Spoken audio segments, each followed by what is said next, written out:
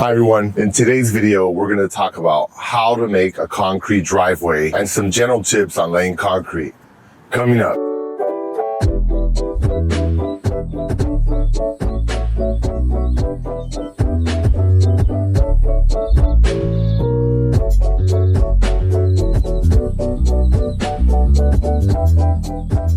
Hi everyone, this is Dr. Ernesto from Attaboy Cowboy, and on this channel we give you health and wealth tips to help you be more successful.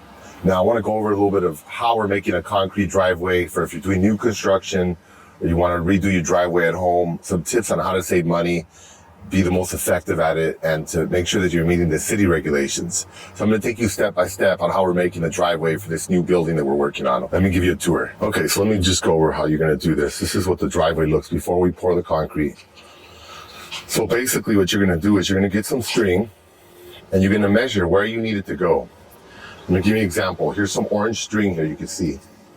Because string is easy. It's a straight line. You just put it with a nail from one point to the next point. And you need to see where it's going to go above. See that? So it's that simple. You just use string. In this case, we're trying to get from the lip of the driveway here. You see it here. That has to meet the entryway to the parking. See that? So that's how you know where exactly your driveway is going to go. You don't want it to be above that or below that, right? You want it to be even. But then you're going to look at, okay, well, I got all this dirt in the way. Now you got to dig it out. So here's all the dirt we dug out. Depending on how much you have to dig out, you dig it out with shovels, or you use rent a bobcat or something like that. Just get all the dirt out. You might have to get a jackhammer like we did here and break out some of the cement that was in our way. And you want it to be nice and even. You got to figure that the slab's going to be at least 4 inches thick. So you need to dig out at least 4 inches worth, and it has to be even. So here's some extra concrete we had to break out because we did the slab in here wrong. Entryways to garages cannot be more than 20 degrees. Otherwise, the bottom of the car will scrape. See that truck there? If he tries to drive in, and it's great, it's like 30 degrees, which is what it was. It would have scraped every time. It would damage the cars over time. So we actually had to break all this. Other than this part, everything about concrete is simple. Just don't make mistakes with the concrete. Otherwise, breaking it is a real pain. But if you have to, which is common, it's not a big deal. You just get a jackhammer or a hammer drill, which we use both of them. And we just broke it up. You just dig it out. After you're done digging it out, getting it nice and flat, you're just going to get some sand and you're going to pour sand all over it. See that? And there's sand all over. We have some extra sand here in the street that we used. After you do your sand, you're going to start installing your forms. These are your forms right here, this wood. You can use used wood, it doesn't matter, as long as it's straight, because you don't want the form concrete to be crooked. You want it to look nice and straight and neat. Now, one thing about forms is we've done forms before where they weren't well supported and they broke and the concrete starts flowing out everywhere and it's a real pain. It was for a wall. It was a huge mess. We had to dump everything. The concrete turns to rock. I mean, it's tough. So make sure notice that there's a lot of nails and screws here. We tie everything together and we put these stakes in for support. Make it nice and strong so that it doesn't fall when you lay your concrete out. Now, it's normal. Someone was asking about the sides there. If it's going to pour out, sure, a little bit might pour out there, but it's not going to, this stuff is not water. It's still pretty thick. In fact, you want to use high strength concrete if you're going to be using it in a driveway. We're going to use 3,500 PSI concrete. And that sounds like pounds per square inch, basically how much weight it can support. Because if you don't, you're going to have problems with it cracking over time. Okay, so the rebar, once you finish your forms, you're going to get the string again, and you're going to get an angle. They're like $5 at Home Depot or a hardware store. It basically measures the slope, the angle, like you did like in 5th grade in geometry or something. It's just going to measure what the slope is from the sidewalk to up here to the entryway, which again should not be more than 20 degrees. As long as you're below 20 degrees, you're good. If you're above 20 degrees, then you got to dig down further so that you're not above 20 degrees. Once you got that confirmed, then you can start laying out the rebar. The rebar is pretty simple. They're just metal rods. You lay them out. You use a grinder or a sawzall to cut them to fit the space that you need. And then this is important. You want to make sure you tie them together. See that? That's just rebar tie. It's just wire, metal wire. You want to tie that together so that when you're pouring the concrete, as we mentioned with the forms, you want to make sure it doesn't start moving all around, which it definitely will. It's not going to stay there in the same spot when you're pouring the concrete. It'll move it. So you want to make sure you tie it together. There's a lot of those metal ties you'll see. It's all over. We tied it so it doesn't move. And also, you don't want the rebar to be sitting right on the sand either.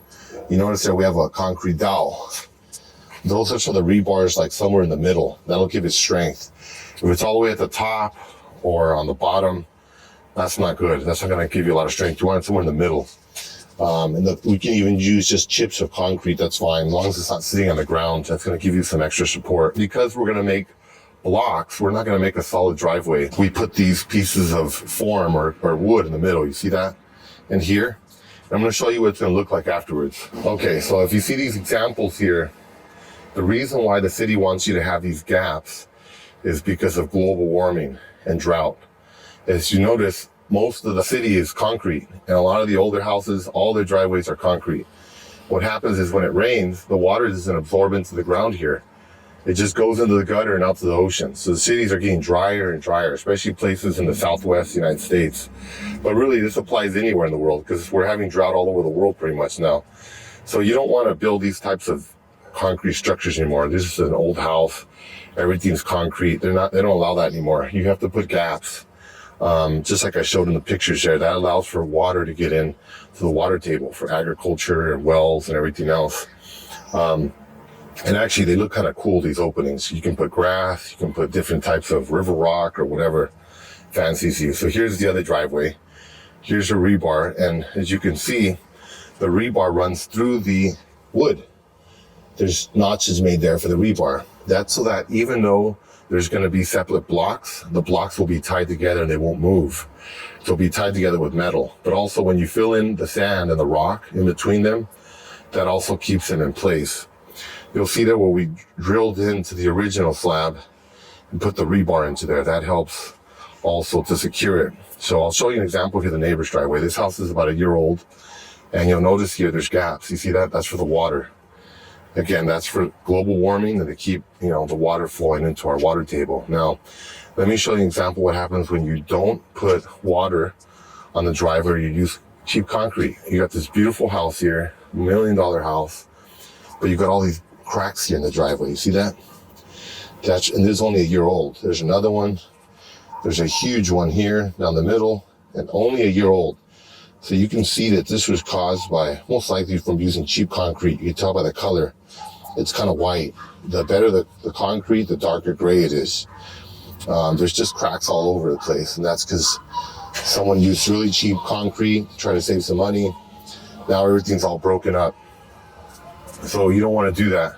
You can actually see the difference here. You see this is really light gray. This is darker. Of course, this is older though, so that's not really a good example. But yeah, don't use cheap concrete or it's going to break. You're just going to have a bunch of problems. Use quality concrete and that'll last you for pretty much forever. So again, we're going to have all this open space here. We're going to have a truck bring us our concrete. We're going to have it poured. And then we're going to have some finishers, people that know how to flatten it out just to keep it smooth. That's not a big deal. I mean, you can do it yourself with a trowel. You just want to smooth out the concrete. But, if you're going to pour this much, it's better to get a couple guys to help you because you're not going to be able to do it in time. It's going to harden if you try to rush and try to do it all by yourself. It takes a while. Okay, so just to give you an idea what the process is like when you're pouring the concrete. A lot of noise. Here's the truck. It's usually way cheaper just to order a truck if you're going to need a lot of cement. It's not worth it to mix it yourself.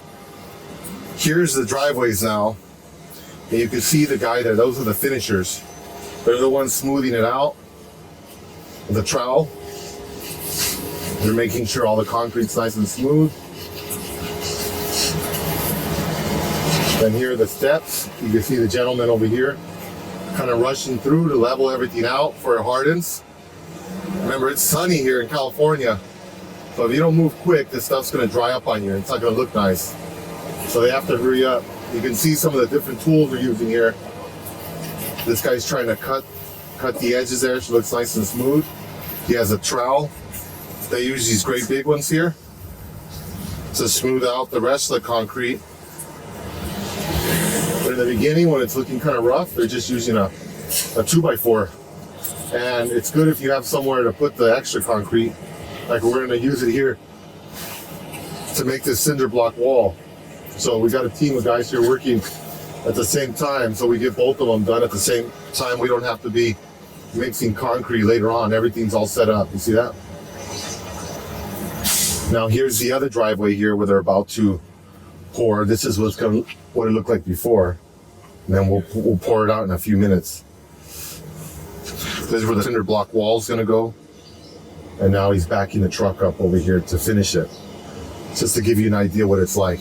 Now, during the hardening process, this is an interesting thing I've learned over the years, and you want to make sure that you wet the concrete at least once a day for at least, I'd say, about the first 3 days.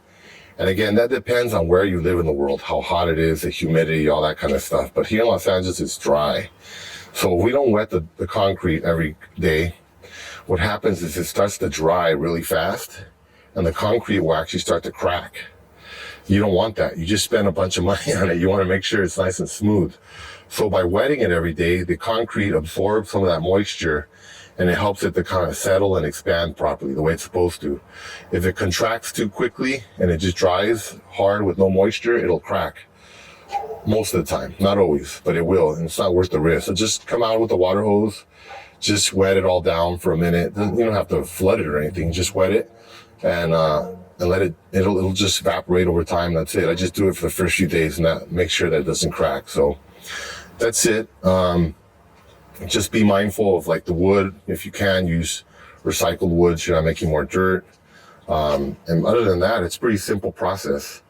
After you're done, you'll be like, wow, I made concrete. It looks really complicated, but it's actually quite easy. So thank you for listening. And if you have any questions, please comment below and I'm happy to answer them. From Los Angeles, California, this is Ernesto Martinez, and thank you for watching. Bye-bye.